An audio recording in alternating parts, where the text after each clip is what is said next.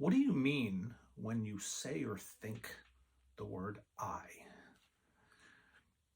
Now, this is a complex and I think important topic that I certainly don't expect to explore thoroughly in this short video, but I did want to talk about one aspect of it. We in Western culture, I think, have been pretty heavily programmed to believe that fundamentally our minds and the content of our thoughts are basically what we're made up of. We're very heavily identified with our thoughts.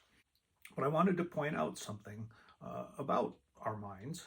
Now, I could be wrong. Of course, this is just a thought. But it seems to me that our minds require a subject and an object in every thought that we have. Most of the times the subject is ourselves, or this concept of ourselves in relation to other people or things, or the present, the past, the future.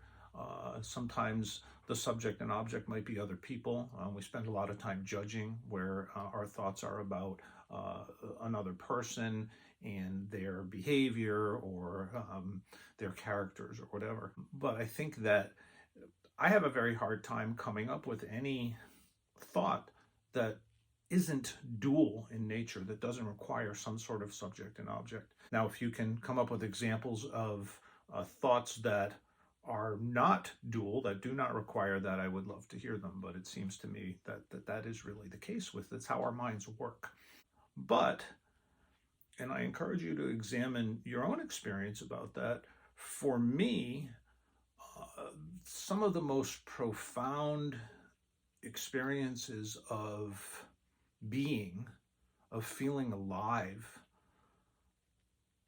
are outside of, or maybe above or below, I don't know what the right preposition is there, but outside of thought, where, and this can happen for me in meditation, physical activity, playing a sport or just being active, hiking in the woods, sometimes just being very deeply engaged in something. It might be even in a conversation with somebody else where the sense of I kind of disappears and there is just the being. And it's a very, I guess what I would call a non-dual experience. There's no separation between the subject and object, between the being and doing. And I think because the nature of our mind is rooted in dualism, it has this subject-object, our minds can't really conceive of that other part of being, which I would argue is intrinsically such an important part of who we are and part of what I referred to when I used the word I.